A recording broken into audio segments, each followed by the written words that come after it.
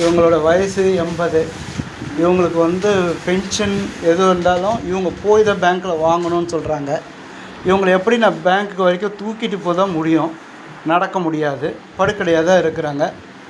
இவங்களோட பென்ஷன் ஒவ்வொரு முறையும் வந்து வாங்கிக்கங்கன்னு சோழிங்கநல்லூரில் இருக்கிற இந்தியன் பேங்க் பிரான்ச்லேருந்து சொல்கிறாங்க. தயவுசெய்து இது கவர்மெண்ட் ஒரு நடவடிக்கை எடுத்தால் நல்லாயிருக்கும். அதே போல் இவங்களோட ரேஷன் வீட்டுக்கு வந்து தரமாட்டாங்களாம், இவங்க வந்து தான் வாங்கணுமா. இதுக்கு வேறு எதனா வழி இருக்கான்னு கேட்டால் அவங்க அதெல்லாம் எங்களுக்கு தெரியாதுன்னு சொல்கிறாங்க. இதையும் கவர்மெண்ட் கொஞ்சம் தயவு செஞ்சு பார்த்து ஏதாவது ஒரு நடவடிக்கை எடுத்தால் நலமாக இருக்கும். ஏன்னா பாருங்கள், அவங்களுடைய சாப்பாடு தண்ணி சகலமும் இந்த படுக்கையில் தான்.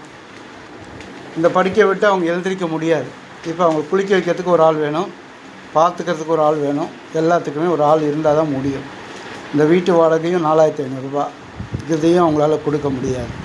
அதுக்கும் ஒருத்தர் உதவி இருந்தால் தான் முடியும். இதுதான் அவங்களுடைய சூழ்நிலை. தயவுசெய்து இதை பார்க்கிறவர்கள் மற்றவர்களுக்கு பகிரவும், முக்கியமாக இது அரசாங்கத்துக்கு தெரியுமல்லவும் இதை பகிர்ந்தால் நல்லாயிருக்கும். இதை பகிர்ந்து அவங்களுக்கு ஒரு உதவி செய்யுங்க. ஏன்னா அவங்க நிலவரம் பாருங்கள், நீங்களே பாருங்கள். இதுதான் கால் இப்படி தான் இருக்குது, கைகள்லாம் பாருங்கள், கை விரல்லாம் பாருங்கள்.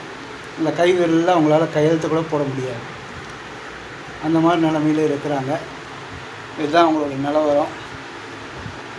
இதை பார்த்துட்டு நீங்கள் யாராவது இருந்தால் தயவுசெய்து இது அரசாங்கத்துக்கு தெரியப்படுத்துவோம். அரசாங்கம் இப்போ உதவி செய்து எல்லாவற்றுக்கும் நல்ல உதவி செஞ்சுட்டு தான் இருக்காங்க. இப்போ இவங்களுக்கும் இந்த ஒரு உதவியை செய்தால் இது அவங்களுக்கு ரொம்ப பிரயோஜனமாக இருக்கும். அவங்களுடைய வாடகைக்காச்சும் அட்லீஸ்ட் அவங்க சாப்பிட்றதுக்காச்சும் ஒரு இதுவாக இருக்கும். ஏன்னா இவங்களுடைய 4 பையங்க இருந்தாலும் 4 பேரும் ரிட்டைர்மெண்ட் ஏஜில் இருக்கிறோம். அந்த ரிட்டைர்மெண்ட் ஏஜ்லேருந்து அவங்களும் ஒன்றும் பண்ண முடியலை. யாரும் எந்த ஒரு அரசாங்க வேலையில் இல்லை, எல்லோரும் தனியார் வேலையில் தான் இருக்காங்க. அவங்கவுங்களுக்கு ஒரு குடும்பங்கள் இருக்குது, அவங்களும் பிரச்சனையில் தான் இருக்காங்க. ஆனால் இதை யாரும் உதவி செய்கிறதுக்கோ இவங்களை கண்டுக்கிறதுக்கோ பெருசாக யாராலையும் முடியலை. அந்த நிலைமையில தான் நானும் ஒரு மகன்தான். நான் ஒரு டிரைவராக இருக்கேன். என்னால் முடிஞ்ச அளவுக்கு அவங்களுக்கு நான் உதவி செஞ்சிட்ருக்கிறேன். என்னால் முடிஞ்ச அளவுக்கு இந்த வீட்டு வாடகை மற்ற உதவிகள் ஏதோ என்னால் முடிஞ்சதை செய்கிறேன். ஆனால் என்னாலையும் பெருசாக செய்ய முடியலை. அரசாங்கம் இந்த பென்ஷன் பணத்துக்கு மட்டும் ஒரு உதவி செஞ்சால் நல்லா இருக்கும்.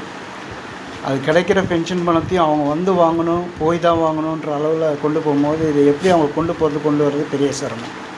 பார்த்துக்கொள்ளுங்கள், உதவி செய்யுங்க, இதை பகிருங்கள், எல்லாருக்கும் பகிருங்க.